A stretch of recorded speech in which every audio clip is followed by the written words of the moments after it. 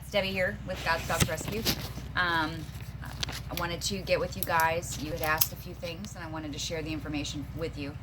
First, I want to say again how grateful we are, Kim, to and your family, to the funds that you've donated to our rescue to date. Up to this point, we have been very nervous about how to spend it. We've been trying to be very mindful.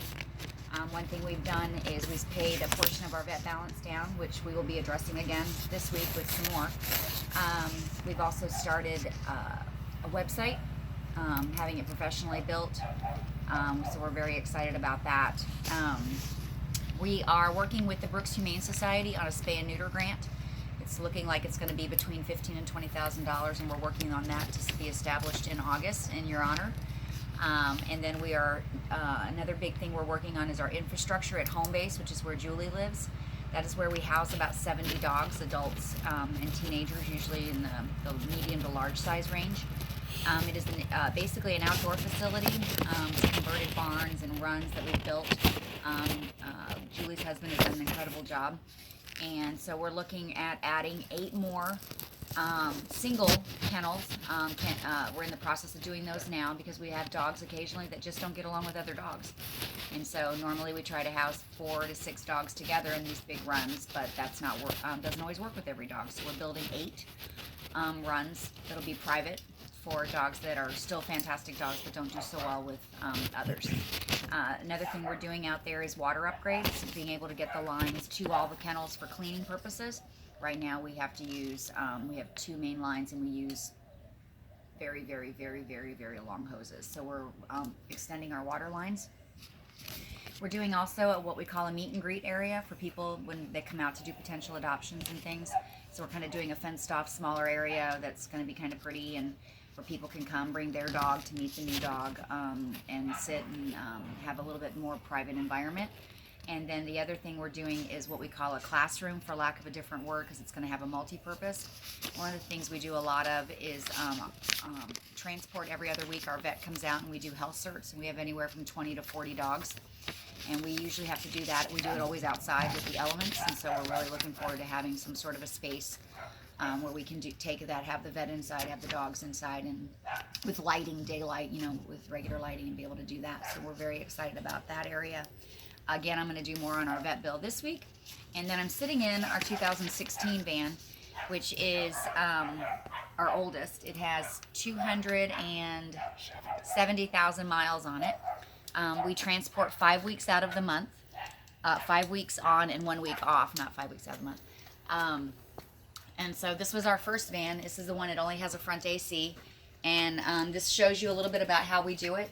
Everything is zip tied together, so nothing moves. It's like a Rubik's Cube. My son-in-law does all this after my husband put it all together and designed it. And you can see the dogs are all set up. This one does not have a rear AC, so we run with a second fan blowing back on the dogs. It does pretty good. We don't use this van quite as much in the summer because it takes us a good 16 hours to get out of Texas usually, and it's pretty hot.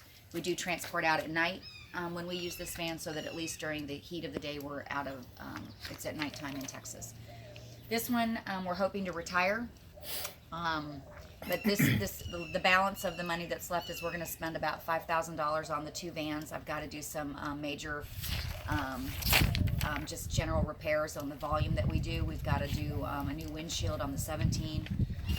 This one needs just some basic structural things. We need some engine upgrades done that we do about every quarter. But we need to spend probably about $2,000 on this van and about $3,500 on the 17 to just do some of those major overhauls that we do about every 6 months to a year, plus new tires every quarter, oil changes every trip, so on and so forth. I wanted to start this. The next thing you guys wanted to talk about was the wish list that I gave. And so I'm going to touch on that. Can you go to the next page for me so I can read that? You can just drop that one. And so transport being one of the big things that we do is a collaborative effort with multiple rescues here in San Antonio, Houston, Dallas. We transport for a lot of groups all over the state.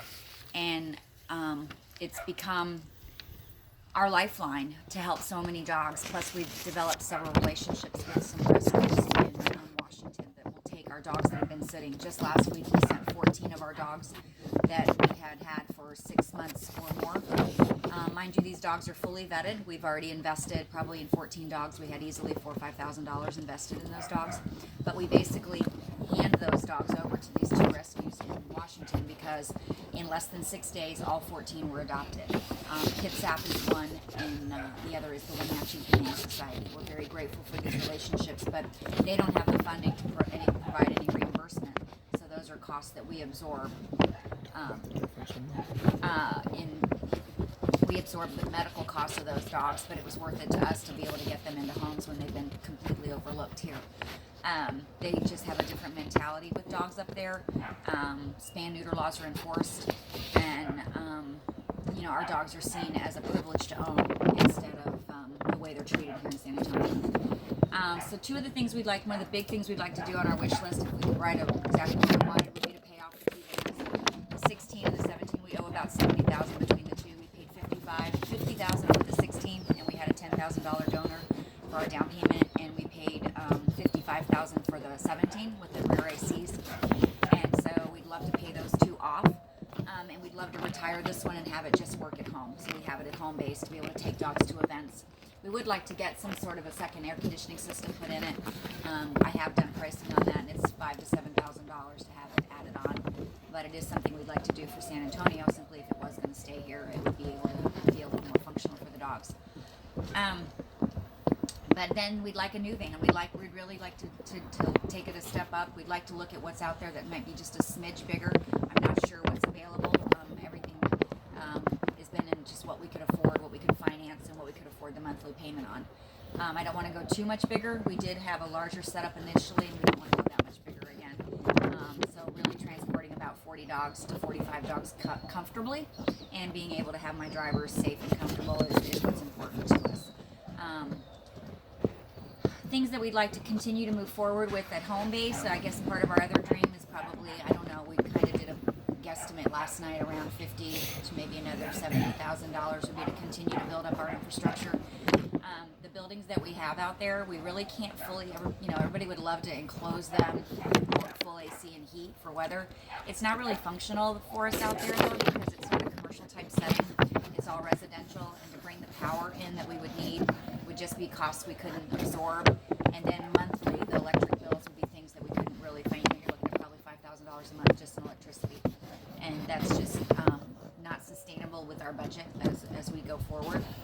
So we'd really like to just take the structure that we have and enhance it and make it better, we're getting some ideas on how we would do that and make it just that much better for the dogs.